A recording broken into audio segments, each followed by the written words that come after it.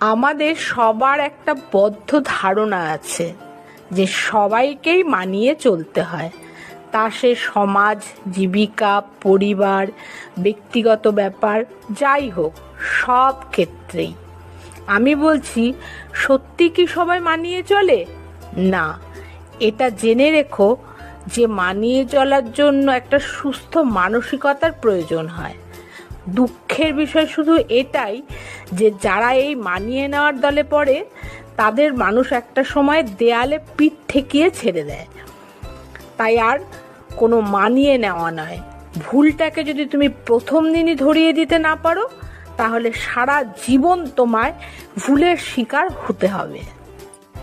এক শ্রেণীর মানুষ আছে যারা মুখের ওপরে স্পষ্ট কথা বলতে ভালোবাসে। তাদের কথা কখনো কখনো বুক কাঁপিয়ে দেয় আমাদের। কিন্তু জানো, সাধারণত এরা মনের দিক থেকে ভীষণ পরিষ্কার হয়। হয়তো কটুভাষী হয় এরা, কিন্তু সত্যিটাই বলে এবং সেটা সামনেই বলবে। আর কিছু শ্রেণীর মানুষ আছে, তোমার দোষ গুণ যা কিছু সামনে নয়, তোমার আড়ালে বলতে ভালোবাসে। সেগুলো সব সত্যি মিথ্যে মিলিয়ে তোমার সঙ্গে এমনভাবে কথা বলবে যেন মনে হবে কতই না ভালোবাসে তোমায়, যেন মুখ দিয়ে মধু ঝরে পড়ছে। আমি 100% নিশ্চিত যে এই চরিত্রের মানুষগুলি বিষধর সাপের চেয়েও বিষাক্ত। এদের এড়িয়ে চলাই মঙ্গল।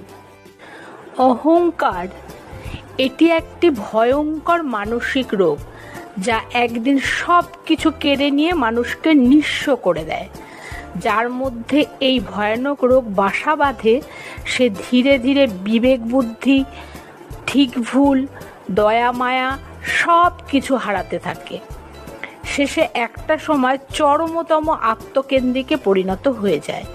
নিজে যা যা করে সবটা ঠিক আর বাকি সবাই ভুল, এটাই তার বদ্ধ ধারণা হয়ে দাঁড়ায়। ভীষণই দুঃখজনক সমস্যা একটা। শেষে শুধু এটুকুই বলবো, শুধু পুঁথিগত শিক্ষায় শিক্ষিত নয়, প্রকৃত শিক্ষায় জ্ঞান অর্জন করতে হবে আমাদের।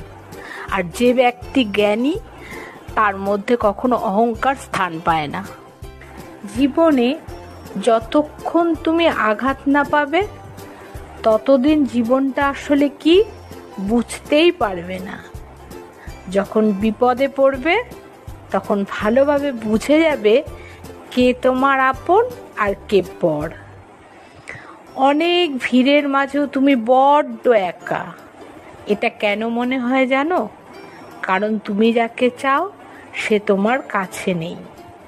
যে তোমার বিশ্বাস ভেঙেছে তাকে গালি দিও না, বরং এটা ভাবো সে তোমায় শিখিয়েছে বিশ্বাস করো, কিন্তু অন্ধবিশ্বাস কখনো নয়।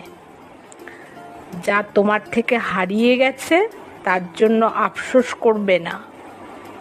যা হয় সব সময় ভালোর জন্যেই হয়। আমি নিশ্চিত অবশ্যই ভালো কিছু তোমার জন্য অপেক্ষা করছে।